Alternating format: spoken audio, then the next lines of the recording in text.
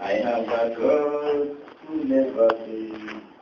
I have a God who never fails. I have a God who never fails, who never fails, who never fails, forever. I have a God who never fails.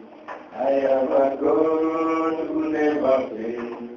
I have a God who never fails, who never fails, forevermore. Amen. Let's clap for Jesus. Just to support you, we are in the workshop of God. Amen. Amen.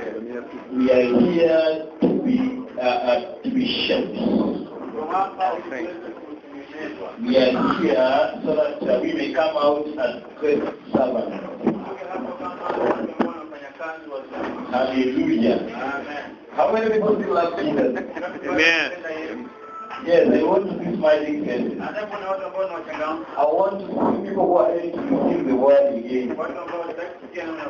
Amen. As you know, today is the last day. Amen. It is the day when every teacher is winding out whatever he prepared to present in this conference. Amen. I want to believe that this is just but a new or the new beginning of everything. Amen. I thank God because of Pastor Joram and his hard message. And I believe that message is a appeal that everybody needs, that you will know his position in the ministry. Amen. This evening, this morning, I want to tell you my ending part of the conference. And the message that I have entitled the reward of serving in the kingdom. And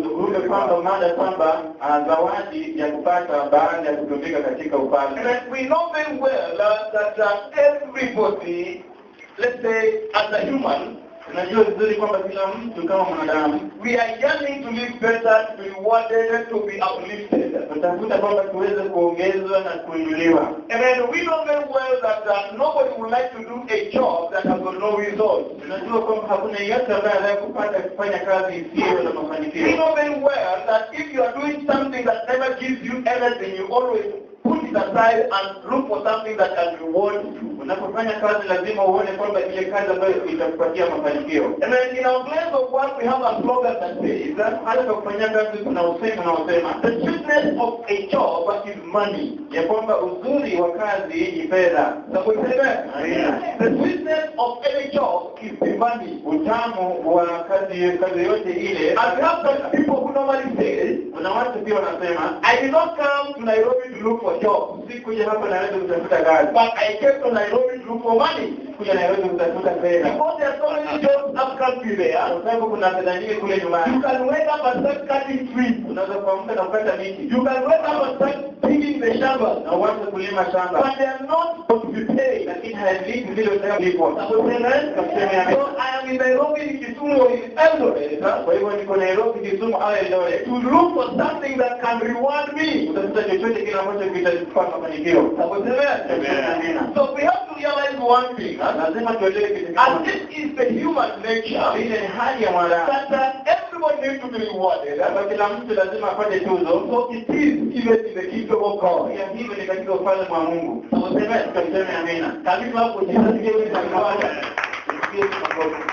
Yeah. I'm happy because we are serving a God who is ready to reward. We are in a ministry that we are not just doing things that will go that goes unnoticed.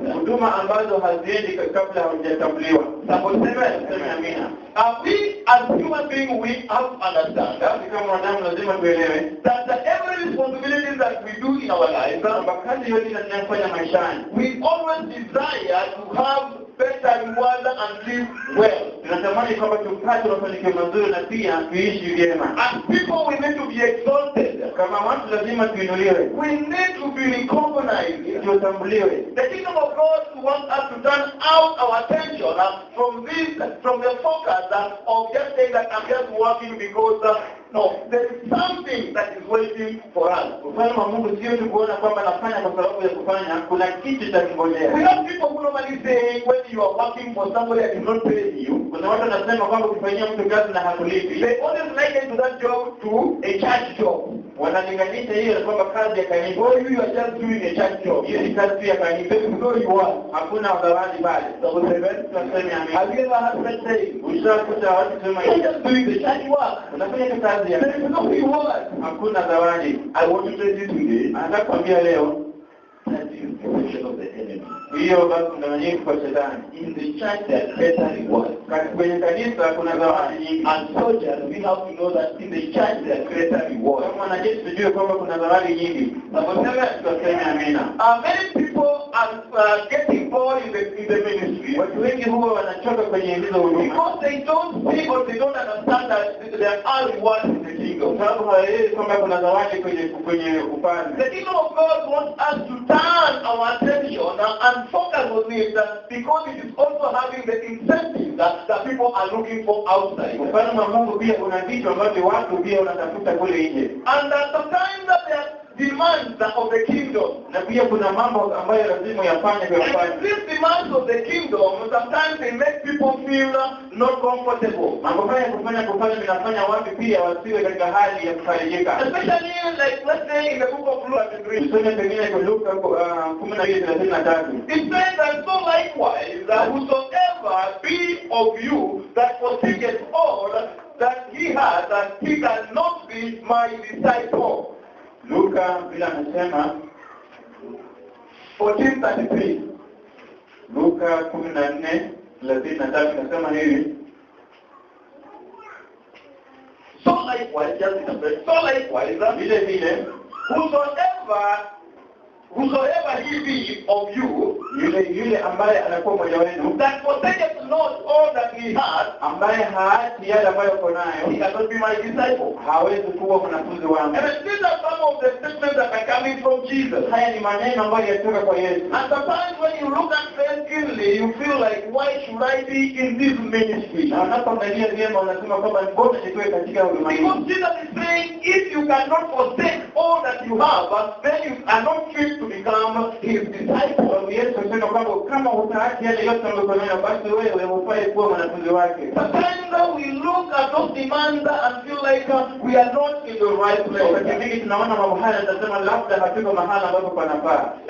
Because we feel that in the ministry we are just only to give and forsake everything that we have. Kwa sababu tunaona kwamba huduma ni kupeana tu na tunaepukana na mambo yote ambayo tuko nayo. Unless we go deeper into the word, we may not come to understand what Jesus is demanding from us as children of God. Tuende ndani kabisa tutaelewa yale ambayo Yesu anahitaji kwetu.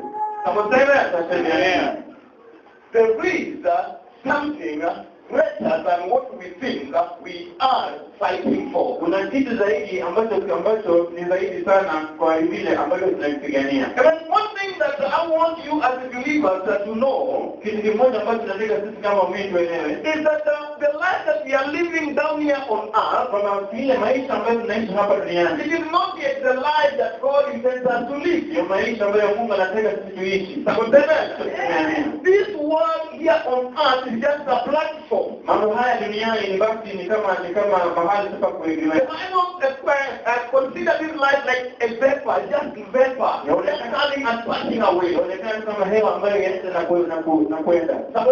Amen. It is something, it's just like acting. You are on the stage, you are acting, and then you have to come out of the stage. Ni kama unafanya sarakasi pengine kwenye labda kwenye mahali pa kufanyia na kisha unatoka. That is why we can talk of so many great people who are there and they are not there today. Tunasema watu wengi ambao wanaweza kuwa wakuu na leo hawako. We can talk of Abraham, who was the father of faith, but today you cannot find him. He's rotten, dead, gone. Tunaweza kumzungumzia Abrahamu ambaye alikuwa baba wa imani lakini zaidi hayuko. King David, who was there and big marvelous, but today he's not there. Daudi aliyefanya makuu lakini sasa hivi hayuko. Somebody say amen. Tutasema amina. What about you? Do you think you are here to stay forever? Je, sisi tuko hapa kukaa milele? Do you think you are here permanently? Tuko hapa milele? It means it's just like a matatu. When you enter into a matatu, Tuko tu kama matatu kiingia you pale. know that people choose those who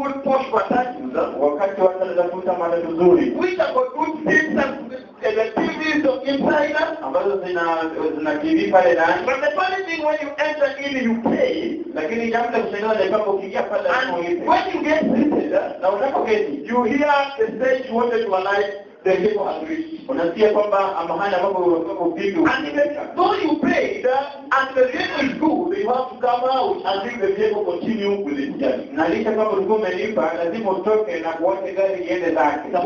Tuseme amina. If you don't leave, the owner of the vehicle will chase you. Usipotoka basi mwenye gari hilo atakwambia ondoka. Utasema amina. So Jesus came to tell the people that this world is just a place where we are passing, but there is a life better than this that we are living. Kwa hivyo Yesu aliwaambia watu kwamba hapa duniani tunaishi ni mahali tu ambapo tutatoka na kisha twende zetu juu. And the real life comes after death, after we have come out of this body and now we are going to everlasting life. Maisha halisi ni yale ambapo tunatoka katika mwili huu na kisha tunaenda katika ule uzima milele. And there is a life that the Bible says that it is everlasting. Uzima ambao Biblia inasema ule ambao ni milele. There's a life that has got no end. Uzima ambao hauna mwisho. Imagine there is a life where you not be thinking of death or anything else ahead of you. Nakumbuka kwamba uzima ambao haukumbuka kufa ama You see, right now we live with a lot of worries on how will I die, when will I die, oh, what will happen to my life. Tunahofia kwamba tutakufanya nini ambacho kitafanyika katika maisha yangu. But there is a life where when you are there, you know you are there. Lakini kuna maisha ambayo ukiwa ndani basi ndio uko ndani. Hello? Amen. Amen. So people don't know what rewards that are there awaiting for them. That's why we are just clinging on the things that are passing away. Watu hawaelewi zawadi gani ambazo kunazo ndiposa wanashikilia vile vitu ambavyo havitawasaidia. And if the people of the world understand the system, kama watu dunia wanaelewa hali, why not the children of God? Na je, mbona wasio watoto wa Mungu? A farmer understands mkulima anaelewa that if you want to get a harvest, kwamba ukitaka kupata basi he must give his life out to his farm. Lazima atie maisha yake kwenye He shamba. must dwell most of the time in the farm. Aende kwenye shamba. He must release his resources. In fact, always the farmer is just releasing the money into the farm. Anaenda kwenye shamba lile. He hires people, he pays them. Anawajiri watu na kisha kuwalipa. He's doing everything. He's moving here and then, and everything is just releasing money. Afanya kitu na jambo muhimu ni kwamba huwa anaachilia zile fedha. And then after some time also he takes the seed. Wakati mwingine anachukua zile mbegu. And then he sows the seed outside in the farm. Na kisha anazipanda kule kwenye shamba. When I came to understand that, I was asking myself, what are these seeds? Alikuwa naelewa kwa anajiuliza kwamba hizi ni gani? And I realized that seed that is the food that we need to eat. Na alikumbuka kwamba mbegu ni vile ambavyo yafaa tuvile. Sasa mina. Seed that is the food that you're supposed to eat. Chakula ambacho lazima tule. You can turn seed into food. Unaweza kufanya mbegu zikawa chakula. You can drop seed in your house and use it as food. Unaweza kuchukua mbegu zikawa kama chakula. But you can also, when we look on the area of the farmers, na pia ukiangalia pale kwa kulima, they take the seeds and they sow them outside in the farm. Mbegu zinachukuliwa na kile zinatawanyika kwenye They shamba. throw them outside there. Wanatawanya kule nje. They tend them. Wanaziweka huko. They release them. Wanaziachilia. And then they sit down to wait. Na kisha wanaketi chini kungojea. After some time, Baada ya muda, they harvest. wanavuna. They harvest. Wanavuna. People come to them. Watu wanawajia, Give us food. tupatie chakula. People come to them. Watu wanawajia, Can you help us? tusaidie. People come to them. Watu They wanawajia, call them rich people. tunaita watalii. People come to them. Watu wanawajia, They worship them. They worship them. wanawaabudu. Why? Sababu gani? Because they did the right thing to the right time. Walifanya kitu kizuri kwa wakati mzuri. There is a type of releasing Kuna wakati wa and kuachilia there is a time of harvest. na kuna wakati wa kuvuna. Somebody say that. There is a time of releasing Kuna wakati wa and kuachilia there is a time of harvesting. na wakati wa kuvuna. And then also, in Nairobi, Pia kule Nairobi, everybody is looking for jobs. kila mtu anatafuta kazi. And then you find knows that when you get employed, Anajua kama unapokuwa unaajiriwa, sometimes you go suffer a lot in the first month. wakati mmoja pengine unateseka sana kwa mwezi wa kwanza. You are told to work and there is no salary. Unaambiwa kwamba fanya kazi na hakuna You are pesa. told to come on duty on time. Unaambiwa kwamba kuja kazi kwa wakati. And your boss will not play around with you because they are not paying you a salary. Bwanako hata chelo nawe kwa sababu hajakulipa But mshahara. because you know what you are working for, Kwa sababu unajua nini unafanyia. even if it's raining, you find yourself on the road going to a place of work. Hata kama nyesho unajipata ukienda pale kwa kufanyia Why kazi. are you doing that? Kufanya hiyo kwa nini? Because you know there is a reward. Kwa sababu unajua kuna There zawadi. is a wage. Kuna zawadi, kuna mshahara. Sasa amina. Are you lost? Umepoteza. Or are we together? Ama tuko sote pamoja. Kama mwelewi. Are we together? Because I was there. Everybody does whatever he does because he knows there is a reward. Ila mtu afanya chochote anafanya kwa sababu kuna tuzo.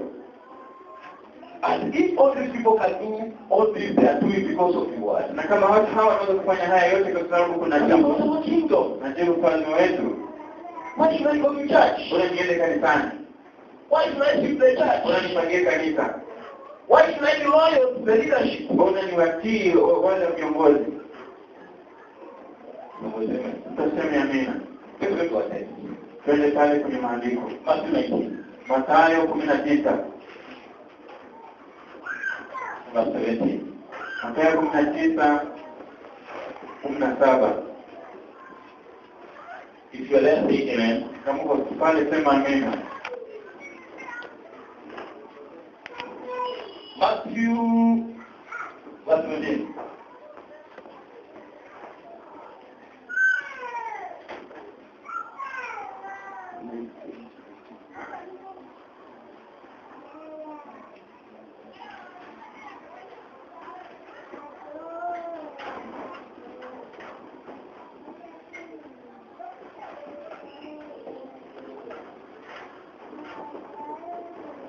Sorry, I missed it. I missed the chapter. What's the name? Amen. Maybe you can assist me with the chapter where you are. Naweza kutafuta pengine kwa yuko. Where the disciples came to Jesus. Mahali wanafunzi walimjia Yesu Peter told Jesus, na Petro akamwambia we yeye, have left everything. tumeacha kila kitu. What is there for us? Sasa nini ambacho kiko kwetu? We have left everything. Tumeacha kila kitu. And what is there for us? Na hali gani ambacho kiko kwa sababu Yesu? It reads this way. Tunasoma hivi. Then answered Peter and said, and we just give you the chapter because I have the wording. Na kisha Petro akasema, We have forsaken all and followed you. What shall we have therefore? tumeacha yote na kufuata, tutapata nini sasa? Pardon? Verse 27. Verse 27, not 17. Sorry, that's good. 27 ndio. Okay, let's go there. Verse 27. twende pale 27. Matthew 19 verse 27. 19:27. Then answered Peter and said unto him, Behold, we have forsaken all and followed thee. What shall we have therefore? Ndipo Petro akajibu akamwambia, tazama sisi tumeacha vyote tukakupata. Tutapata nini basi? I mean, you see, this is a question that arose even in the hands of the disciples. Ni swali ambalo pia lilikuja kwa wanafunzi wa Yesu. These are the people who are following Jesus closely. Watu ambao walikuwa wanampata Yesu. These are the people that Jesus had chosen to be his people who will see that they began. Watu ambao Yesu alikuwa ameita ili waweze kuchukua ile kazi ambayo alikuwa ameandika. And the Peter also wanted to know, what are we going to gain out of this? Petro pia anataka kujua tutapata nini kutoka kwa hili. I have come, Jesus, to follow you. You told me to leave everything, and now here I am. What is it? What is there for me in store? Yesu niambie nikate kila kitu, kwa hivyo ni nini ambacho unanipatia sisi kwenye gala? And then I want to believe if this was a problem to Peter, it's a problem to many of us today. Na hii ambayo ilikuwa kwa Petro pia iko kwetu sisi. We ask ourselves these questions. Tunajiuliza maswali haya. How do we get, what is our gain after doing everything that we are doing? Tutapata nini baada ya kufanya haya yote ambayo tunafanya? And then you see, Jesus gave them a great answer. Naona Yesu akapatia jawabu kuu. He told them several words Akwambia maneno mengi of which we are going to hear down here. ambayo tutasikia sasa. But before we come to what Jesus gave them as the answer, Kabla hamjakuja kwa ile ambayo Yesu aliwapa kama jawabu. let us visit the book of John 12:24. Twende pale Yohana 12:24. It says that, Nasema, verily, verily, I say unto you, kweli kweli nawaambia, except a corn of wheat fall into the ground and die, it abideth alone. But if it die, it bringeth forth much fruit. Verily, verily, I say unto you, kweli kweli nawaambia, except a corn of wheat ahadi pale mbegu ya ngano fall into the ground yakuke chini kwenye ardhi and die, na kisha it ife abides alone. na kisha ikae vile peke yake. But if it dies, Ahadi ife it brings forth much fruit. inaleta mazao mengi. Amen. Tuseme Have amina. you ever met this scripture? Tushakutana mahala hapa.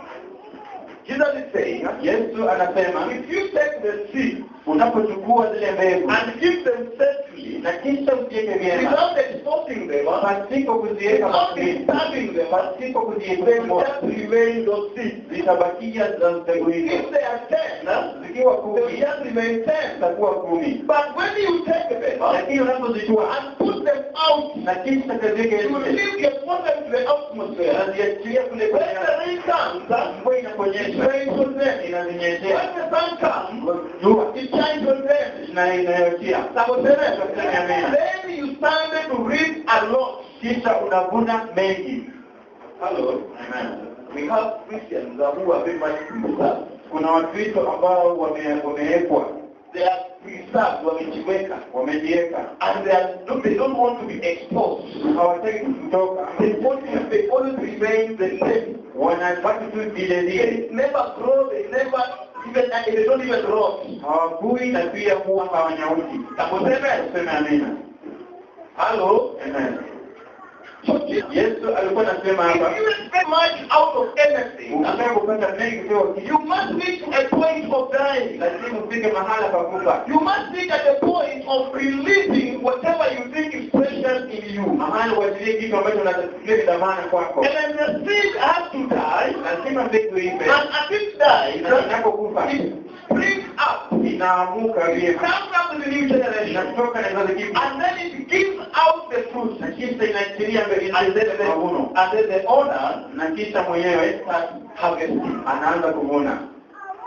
The young rich ruler, Yule ambaye alikuwa ni tajiri kijana, he came to Jesus. alimjia Yesu. And when he gets to Jesus, Alipokumpia Yesu, he saw Jesus as a great teacher. akamwona Yesu kama mwalimu mkuu, And he said, surely you are a great teacher. akamwambia, kweli wewe ni mwalimu mkuu, How are you so that I may also inherit this kingdom? nifanye nini ili nami pia nipate ufalme huu? And so Yesu akamwambia, go to this and that. uende ufanye hili na hili. He said, I always do those things. Akamwambia kwamba nafanya mambo haya The time I was born, hadi tulipozaliwa. Jesus told him, Na Yesu akamwambia, there is only one thing. kuna kitu kimoja cha salia, Go and now receive enda na sasa kajiachilie everything that you have. kile kitu chote ambacho uko nacho, Go and now die enda na ufe on this thing that you are hanging on. kwa vitu hivi ambavyo umevishikilia, Go now and receive them. enda na kajiachilie sasa, And then come and follow me. na kisha uje unifuate. Amen.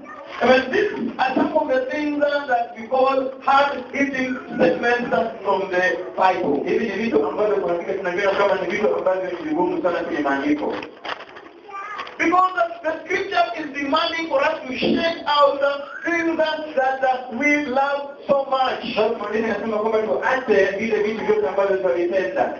These are the things that are keeping us. These are the things that are making us survive. These are the things that we are hoping us to tackle in our lives. Vitu ambavyo vinatufanya tuishi, vitu ambavyo tunatenda viwe maradufu katika maisha yetu. I mean, a young rich man was like a double-minded person. Yule kijana tajiri alikuwa kama mtu ambaye alikuwa Because he wanted to enjoy all of them. He wanted to enjoy the things of the world and at the same time not to miss the kingdom. alitaka kufurahia kitu dunia na pia asipoteze vitu vya ulimwengu. In fact, when I read the story of the young rich man, Unaposoma pale zile hadithi ya kijana tajiri, I realized that the young rich man utapata kwamba yule kijana was just called the way other disciples were called. aliitwa vile wale wanafunzi waliitwa. Tuseme amina. Jesus was coming to every disciple and telling him, Yesu alikuwa anakuja kila mwanafunzi kumwambia, you are a fisherman. wewe ni basi mvuvi. Now leave the fishing car and make a fisher of you start fishing men. Utaanza kuvua wanadamu. He comes to tax collectors. Anakuja kwa washuru. Anakuja kwa Filipo. He tells them, Matthew, Anakuja kwa magari. now leave whatever you are doing. Asiana ambao And unafanya. come and follow me. Na kisha ulikwake. Tuseme amina. And they were obeying and leaving everything and they were following Jesus. Kisha walikuwa na utii na kuacha yote na kumfuata Yesu. But the young rich man, Lakini yule kijana when tajiri, Jesus came to him, maana Yesu alipomjia, this man said, juu akasema, I appreciate everything you are telling me. nashukuru yote ambayo waniambia. You are a nice teacher. Wewe ni mwalimu mzuri. There's only one area that you are not a nice teacher. Lakini kuna mahali mmoja ambapo siwe si mzuri. Tutaseme amina. You are talking. Mafunzo yako That I must leave, I sell everything I have and then come over you. ya kwamba niache kila kitu ambacho niko nacho kisha nikupate. Hello? Amen. Have we ever been disturbed with such doctrine? Tulishafuata na mafunzo kama haya. Have you ever been disturbed? Ulishasumbuliwa na mafunzo kama haya. Somebody telling you to leave everything and you say, I have to keep Kisha anakwambia work. anakwambia kwamba uache kila kitu, nasema usema lazima nile, lazima nifanye kazi. And then a tough one, and I want you to understand it today. Ni ngumu sana na lazima uelewe leo. Tutasema amina. It's a tough one and it's hard to understand. Ni ngumu na lazima uelewe. Because the Bible says, Kwa sababu maandiko yanasema every man should not eat. yule ambaye hafanyi kazi hafai kula. Hello? Amen. A lazy man should not eat. Yule ambaye hafanyi kazi hafai kula. Amen. Now the dividing point on these two things Inagawanya vitu viwili. is about your passion, where you put your passion. Kutamani kwako, je, unaweka kutamani kwako ni kwa Where do you put all your heart? moyo wako waweka wapi? Where do you put all your mind? Waweka wapi akili zako? It says, without these things that I cannot eat. Nasema katika vitu hivi siwezi nikala. It says, without these things I cannot survive. Katika vitu hivi siwezi nikaishi. But let me tell you today, Lakini acha kwa vile you can be a working Christian and a very powerful Christian. anaweza kuwa unafanya kazi na wewe ambaye ni Mkristo You mkuu. can be a rich person and be very powerful rich person. Tajiri ambaye pia ni mkuu sana. Because even the disciples asked Jesus, Hata wao wanafunza kama hilo Yesu. Jesus, if you are saying it's hard for a rich man to enter into the kingdom, Yesu kama unasema kama ni vigumu kwa tajiri kuingia katika ufalme. then who is it that will enter into the kingdom? Basi nani ataingia kwenye ufalme? And then Jesus did not rule out for the rich man to enter into the kingdom. Yesu hakusema kwamba mtu huyo hangeingia But ufalme. he said with a man it is impossible. Lakini akasema na wanadamu ni vigumu. But with God there is no impossibility. Lakini na Mungu hakuna chochote ambacho You can be rich and you can still enter in the kingdom. unaweza With God. unaweza kuwa tajiri na uingie katika ufalme wa Mungu. Tuseme amina. You can be working and enter the kingdom of God. Unaweza kuwa unafanya kazi na uingie kwenye ufalme wa You Mungu. know, when the gospel was first preached in my life, Wakati hii ilihubiriwa kwanza maisha. I was so tired so much that I was about to my pastor telling pastor I want to resign my job. Ilikuwa sana hali katika mchungaji kama nataka I want to tell him now I want to leave all pastor so that I may come and serve the Lord. yote ile ni kuja kumtumikia Bwana. Tuseme amina. Somebody say amen. And in early 70s, Na pale mwanzo wa sabini many people resigned from their jobs because they were being told this gospel. watu wengi walijiuzuru kwa sababu walikuwa na mbio injili hii. Tuseme amina. Let me tell you today. Hata kwambie leo God loves you the way you are. Mungu akupenda jinsi ulivyo. Only your love that God is looking for. Upendo tu ambao And naangalia. if you love God, Na unapompenda you Mungu, create time for your God. utaunda pia muda kwa You sababu will yake. always be where your God is. Utakuwa mahali Mungu wako yuko. God will work in unison with your job. Utafanya pamoja na kazi God yako. will give you the how we call it. God will give you the favor with your bosses. Atakupa kibali na wakuu wako. And you find yourself moving as the person of God without any intimidation. Na utafanya kazi na mbebesha pasipo na uoga wote. The reason why many Christians cannot succeed while working and they are Christians Wakati hawezi ukapata baraka wakifanya kazi. is because they are not true Christians. Kwa sababu si Wakristo halisi. They don't tell their bosses, I am a man of God, I am a Christian, and I observe my faith seriously. Hawaambii bwana zao kwamba mimi nimeokoka, mimi ni mwana wa Mungu na hawapati yale ambayo And it is these Christians na Wakristo when they are at their place of work, wanapokuwa mahali pa they are the kufanya ones kazi, also who campaign to be given to work even during the time of the worship. ndio wale pia ambao wanang'ang'ana ili wafanye kazi wakati wa kuabudu, Because they want to double their money. kwa sababu wanataka kufanya maradufu fedha zao. Amen. I just like to separate something here. Anajaribu tu kutenganisha kitu hapa. Leaving everything and following Jesus, Wacha vyote na kumpata Yesu, maybe it is advantage. inaweza pengine kutoeleweka. Hello? Amen. Paul said, Paulo akasema, I do my own work in myself, nafanya kazi yangu kujilisha, so that I cannot be a burden to the church. ili siwe mzigo kwa kanisa. Hello? Amen. Hello? Amen. Now the problem here now Shida hapa ni kwamba is when you take on your heart and put your heart on everything that you can do with your own hands, unapochukua moyo wako na kisha uweke na vitu ambavyo unaweza kufanya kwa mikono yako, and you root out the powers of God of provision. na kisha ondoa nguvu za Mungu za kupeana. And the young rich man enjoyed a lot of the wealth that he was having. Yule kijana alifurahia kwa vitu ambavyo alikuwa navyo, And the ritual Paul was saying, without this wealth, I cannot survive properly in this world. akafika kwamba mahali pasipo hivi siwezi nikaishi vyema hapa duniani. And when Jesus said to his disciples, Yesu akamwambia wanafunzi wake, Jesus said unto Peter, akamwambia, verily I say unto you, hakika nakwambia, if anyone kama yeyote has left his wealth, ameacha utajiri wake, his job, kazi yake, his money, fedha zake, his brothers, ndugu zake, his sisters, dada zake, because of me, kwa sababu yangu, they said what? basi kuna zawadi. Hello? Amen. They said what? Kuna zawadi. Are we together? Tuko pamoja. Jesus said, Yesu akasema, if you will forsake kama mtaacha your father, baba yako, your mother, mama yako, your job, na kisha kazi yako, because of me, kwa sababu yangu, because of my name, kwa sababu ya jina langu, because of my gospel, kwa sababu ya injili yangu, they said what? basi kuna zawadi. And all those people who have not this, Watu hawa ambao wameelewa haya are the people, ni watu are the people who are the true ministers in the kingdom of God. ambao ni jeshi la kweli kwa ufalme wa Mungu. Tuseme amina. Are we together? Tuko pamoja. It's hard Ni vigumu to lose your parents. kupoteza wazazi wako. It's hard Ni vigumu to lose your brothers, kupoteza ndugu zako, lose your friends. kupoteza rafiki. But here the reason, the question is, Lakini hapa swali ni, you know what is being placed ahead of you. unajua nini ambacho kimewekwa mbele yako? You know what Jesus is putting ahead of Unajua you. kile ambacho Yesu ameweka mbele yako? You know the magnitude and on the comparison of what Jesus has for you in excess of your brother and your sister. Kulinganisha kile ambacho Yesu ako navyo nawe na ndugu zako.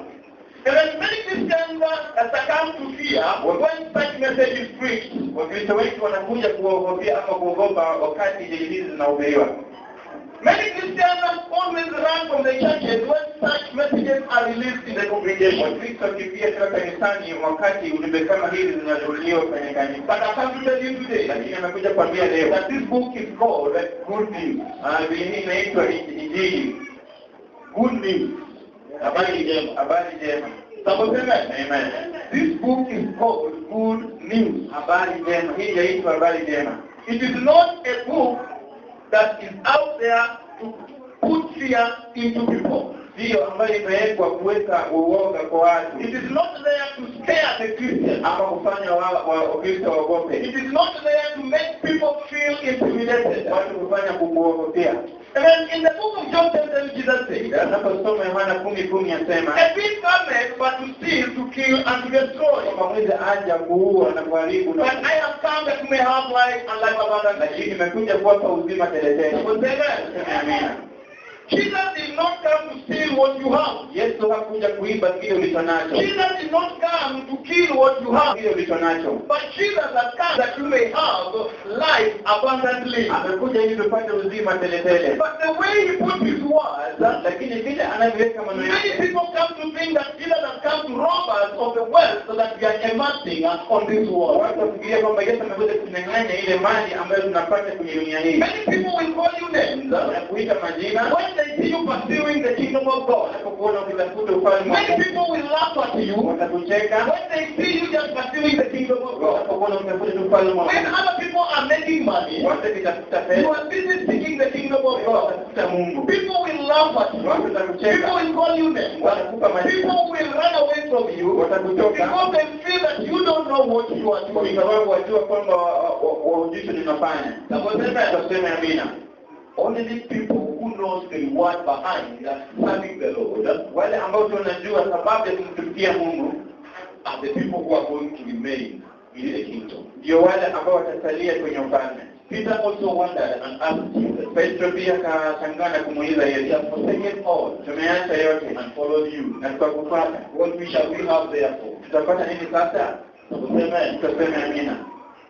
We have forsaken all. Tumeacha yote. We've left everything. Tumeacha kila kitu and followed you. Na kufuata wewe. What do we have? Tutapata nini? Verse 8 says, Tena anasema, Jesus said unto them, na Yesu akamwambia, "Verily I say unto you, kweli nakwambia, that he which have followed me, wote ambao wamenifuata, in the regeneration when the Son of Man shall sit in the throne of his glory, wakati ambapo mwana wa Mungu ataketi katika kiti chake cha enzi, he also shall sit upon 12 throne, that charging 12 tribes. Pia ile ataketi katika viti vya 12 vya enzi akihukumu hayo makabila 12. Hello? Amen. Amen. You know, these are people, most of the time they don't understand it and they feel that is not innovative. Watu wengi wakati huo hawaelewi na wanasema kwamba haina nguvu sana. Ama sitting on the throne, ukiketi kwenye kiti cha enzi, charging 12 tribes, alafu hukumu makabila 12 versus my pajero na pajero langu. Amen. Amen. Just sitting on the throne, ukiketi kwenye kiti cha enzi versus my good people na biashara zangu. Amen. Amen. Just sitting on the throne, ukiketi kwenye kiti cha enzi versus my good wife na mke wangu mzuri. Hello? Amen. Are we together, church? Tunapokuja kanisa. Esau was given that right. Esau akapewa hiyo kuzaliwa As kwanza. a firstborn, Kuzaliwa wa kwanza. but because of just a one-day hunger, Lakini kwa sababu ya njia siku moja, I don't need the throne. akasema kwamba nitaji hadi basi hicho kiti cha enzi. But when the time came, Lakini wakati ulipofika and discovered that he had lost a very, very important thing, akatambua kwamba amepoteza kitu ambacho ni the salama. Bible says that he sought it with tears, but he could not regain it. Biblia inasema kwamba akatafuta na machozi na pasipo kupata. And when sitting on throne beside Jesus, Kuketi kwenye kiti cha enzi pasipo na Yesu. it is something that can make you start flying in your kingdom. Ni kitu ambacho ni kitu ambacho kinaweza kufanya ufae katika huduma yako. When you forsake everything because of Jesus, Unapoacha yote kwa sababu ya Kristo. when you put everything aside because of Jesus, Acha yote kwa sababu ya Yesu. Jesus is promising you a throne. Yesu akuagiza kiti cha enzi. He's promising you in the life to come you will not be an ordinary person. Kwamba hutakuwa mtu ambaye ni yule. In the life to come you will feel like a king. Wakati ujao utakuwa kama You mfalme. will sit on the throne and you shall judge other tribes with Jesus. Utaketi kwenye kiti cha enzi na utahukumu kabila 12 na Yesu. Tuseme amina. So when I come to church, Kwa hivyo ninapokuja, what is my focus this morning? lengo langu ni nini? What is my goal this morning? Lengo langu ni nini And asubuhi ya leo? I'm living in this time Tunaishi katika nyakati when everybody is waiting for physical blessings. ambapo kila mtu anangojea zile baraka za The kiasili. church of today, Kanisa la leo, many people are just covered with a desire desire of physical world. Watu wengi wanaguzwa na shauku ya mambo ya dunia hii. Everybody is just going to a place where he's told that today you are going to receive a Mercedes Benz, that you are going to receive this and that. Kila mtu anaelekea mahali ambapo utapata Mercedes Benz ama kile ambacho chochote kile. Amen. Churches are not preaching about the throne that Jesus has prepared for us. Makanisa hatuhubiri kile kisa enzi ambacho Yesu ametuandalia. We are losing the passion of the life to come. Tunapoteza ule uzuri wa maisha ya kuja. We are losing the desire to be met with the angels in heaven. Tunapoteza shauku ya kukutana na malaika kule mbinguni. The Bible says that the last day will be a day that many people will cry and cry their tears. Biblia inasema ya kwamba siku za mwisho watu watalia na kusaga meno. The Bible says that in the last days the saints shall be raptured, they shall be taken up. Biblia inasema ya kwamba watumishi watanyakuliwa juu. And they shall meet God in the sky. Na wakutane na Mungu kwenye anga. Tuseme amina. People don't want to focus on that day. Watu wanapoangalia siku hiyo. Then you shall fly like eagles. Utapaa kama You shall meet Jesus in the sky. kutana na Yesu kwenye The anga. angels shall come singing, you have done it. Malaika watakuja na kusema umefanya. You are the ones that God is waiting in the kingdom. Wewe yule ambaye Mungu angojea kwenye ufalme. Tuseme amina. Some of the gospel that people don't want to listen. Hizi ni dini ambazo watu wanataka kusikiza. People want to listen to the gospel of double. Kupata zile maradufu. Vehicles double. Magari maradufu. Houses double. Nyumba maradufu. But they don't want to hear what Jesus is telling the disciples. Wanataka kuelewa kile ambacho tunapewa na And Mungu. then the disciples are speaking here something. Wanaposema hapa maneno. Jesus is speaking something to the disciples. Yesu anawaambia hapa maneno. We have left everything. Tumeacha mambo. We have left our homes. Tumeacha nyumba. We look like a scavengers, the way Pastor Joel put it. Tunaonekana kama wale watu ambao We are sweeping the houses. tunafagia nyumba. We are preaching in the market. Tunahubiri kwenye When masoko. people are doing their business, Watu wakifanya we biashara. are busy preaching on the street. Wanahubiri kwenye hiyo Jesus, Yesu. what is it there for us? Sasa ni nini ambacho ni chetu? Tuseme amina. Hello? Amen. Many people Watu wengi would like to be told Father Big. wangetaka hiyo amesema. Amen. Remove your money now. Toa hela zako. Are you ready to send it? Wataka kutuma. You see the number of the screen. Unaona ile nambari kwenye TV. If you plant your seed, Ukipanda mbegu, you're going to get that. utapata maradufu. Tuseme amina. People have forgotten the passion of the kingdom. Watu wamesahau ule uzuri wa kufanya. There's a place where when you read the Bible it says Kuna mahali ukisoma kwenye maandiko ya that the kingdom of heaven is made of gold. kwamba ufalme wa mbinguni umetengenezwa na The dhahabu. gates of heaven are just gold. Umetengenezwa na dhahabu. On the way where you walk, you just be walking on gold. Unapotembea kwa dhahabu. Someone say, man, there is no night in heaven. Hakuna usiku There mbinguni. is no suffering. Hakuna There kuteseka. is no death in heaven. Hakuna kufa. There is no hunger in heaven. There is nothing like somebody coming and you are not telling you don't pay. Hakuna chochote kukuguza kwenye mbao na sababu tutasema amina. Someone say amen. What other reward are we looking Ni for? zawadi gani basi And tunazalisha? this is not just a reward of one day. Ila zawadi ya siku We moja. are told it is a permanent life. Kitu cha milele. We will not count years in heaven. Hata hesabu miaka But now I've finished 1 year in heaven. maliza mwaka I'm mmoja. remaining with 2 years. Bakia miaka No, miwili. it is a life permanent. Maisha ya milele. The enter there you have entered. Unapofika pale You umefika. miss it, you have missed it. Kosa na umekosa. Tuseme amina. What are we looking for, beloved? Tunatafuta nini? What is it that is driving us? Kile ambacho Jesus kinatuelekeza. told this thing to Peter. Tukamwambia He Petro. told it to his disciples. Mwambie wanafunzi The wake. one that I have for you. Kwa zawadi The ambayo niko one nayo. that I have for you. Zawadi ambayo niko You nayo. are doors in heaven already open. Vitabu hivi mbinguni You shall vimefunguliwa. sit with me on the top. You shall sit on the top throne. Tutaketi katika viti vya enzi kumi. You shall be judging the throne twice. Kisha Mungu You mtukufu. will not be the same people. Tutakuwa wale tena. Tuseme amina. Now listen to me. Nasikiza It's vyema. about who are these people that are being told? These are the servants in the kingdom. Ni wale ambao wanatumika katika ufalme. Hello? Amen. Disciples are servants. Wale wanafunzi wanafunzi niliwafundisha. Those people who don't just come to sit in the church. Sio wale ambao wanaketi kanisani. But these are the people who are ready to follow Jesus. Wale ambao wanamfuata Yesu. These are the people who are ready to do what Jesus says. Wale ambao Yesu These are the people that Jesus says, now clean the field. ya kwamba tengenezeni uwanja. Tutasema amina. And somebody say amen. Amina.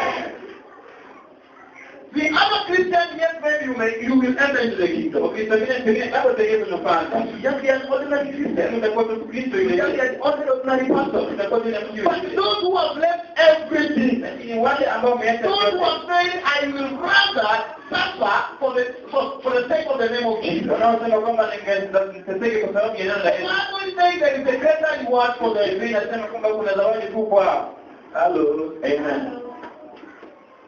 Sometimes I look at that page in my personal vision. Wakati mwingine naangalia katika akili zangu mwenyewe. Wakati ambapo hiyo vitendo vitasikika. I see myself going up. Kisha nitoke kule nje. I see the heaven opening. Naona mbingu zikifunguka. What are the words? Na zawadi gani hiyo? Mtu aseme amina. And when you look down all other directions, you see fire coming. Unapoangalia kote kote una moto waja. People try to jump before because they're coming down. Watu wanaruka na kisha waja chini. Some of them try to hold on your feet, but they just slip and Wengine wanashikilia mguu na kisha wanaanguka chini. what are the words? Zawadi gani? What are we looking for, beloved? Tutafuta nini ndugu zangu? Hello? Amen. Tuseme amina. It is worse than losing everything. Pale unapopoteza kila kitu. The Bible says, what shall it profit you to gain the whole world? Utafaidikaje kwani dunia nzima? Today you wake up and you tell the whole of Eldoret is yours. Leo amke na waambie kwamba Eldoret ni yako. Tomorrow you wake up with them even Nairobi now is added is yours. Waambie kwamba Nairobi pia imeongezewa. And then we come and tell you now even US you can fly there anytime. Ile kule Marekani waambie kwamba utapeleka. That was amen. Amen. What will it profit you? Itakufaidi. And yet it is written Na that imeandikwa one day kwamba siku all these things shall pass. vitu hivi vyote vitachomeka. And the righteous shall be taken to heaven. Na kisha waumini waliingia kwa Amen. Somebody say amen. A great soldier knows why he is in the battlefield. Mwanajeshi amewasilia na anajua kile ambacho amekwenda uwanja wa vita. He goes to the battlefield because he fights for the kingdom. Aenda kule kwa sababu anapigania He ufalme. lives his life because of the kingdom. Anadalisha maisha yake kwa sababu ya He ufalme. lives his television because of the kingdom. Anatujishania kwa sababu ya He ufalme. lives his good food and walk with canned food because of the kingdom. Acha vile vizuri na vile cha mkete kwa sababu ya ufalme. Tutasema amina. I'm talking about the reward. Azungumzia About the reward. azungumzia fursa. You know, when times we lose the vision, Wakati mwingine tunapoteza hiyo maono. we don't know what we are working for. Kwa sababu sisi We tunafanyia don't know why we are coming in church. Sisi kwa nini We tunakuja don't know why we are praying all the time. kwa nini tunaomba kila wakati? In heaven there will be no morning glory. Kule mbinguni hakutakuwa na maombi ya asubuhi. Hello? Amen. Are you hearing me? Waelewa hii? In heaven there will be no fasting. Kule mbinguni hatakuwa na kufunga. Hello? Amen. Jesus told those people who came to ask him, why is it that your disciples are not fasting like the disciples of John? Yesu akawaambia wale watu ambao walikuwa wanamwambia mbona wanafunzi hawafungi kama wale wa Yohana? Jesus told them, how can they fast when their king is around? Yesu akamwambia kwamba utafungaje kama mfalme wao yuko karibu? Tutasema amina. You fast here on earth Unafunga hapa duniani because of the kingdom. kwa sababu ya ufalme. But when you reach there, Unapofika kule there will be no fasting. hakuna kufunga. Rather, there is no fasting. Hakuna kufunga kule mbinguni. There is no fasting in heaven. Hakuna kufunga mbinguni. What a great reward. Zawadi gani nzuri hiyo? Hello. Amen. Just look in your life. Angalia tu maishani mwako. What is my problem? Ni shida gani hapa? What is it that is hindering me to be fully in the kingdom? Ni nini ambacho kinanifanya nisiingie sana katika ufalme? Hello. Amen. I don't know if you can meditate the way I meditate. Hii kama unaweza kuanzia vile anawaambia. The kingdom of heaven is so sweet. Ufalme wa Mungu wapendeza. Hello. Amen. There's no fear in heaven. Hakuna kuogopa kule mbinguni. There's no death. Hakuna kufa. Look at the way I'm looking at it. Angalia vile pia natizamia. You're walking in heaven. Unatembea mbinguni. You're walking in heaven. Unatembea mbinguni. When you look on your right, Unapoangalia upande wa kulia, you see Jesus. unaona Yesu. Hi. Hi, guys. Unamwambia haya. Now you're here. Uko hapa. Hello. Amen. Move on the other side. Uelekea upande mwingine. You see the father instead of you from. Unaona baba ameketi kwenye kiti cha Don't jump on his lap. unafikiria na mtu unaketi kwenye mkono yake. Hello. Amen. I called the father son. Mungu anakuambia How are you feeling today? wasikizije leo. Is everything good? Kila kitu kiko sawa. Amen. Taseme You amina. jump from Jesus. Unatoka kutoka Yesu, You go to God himself.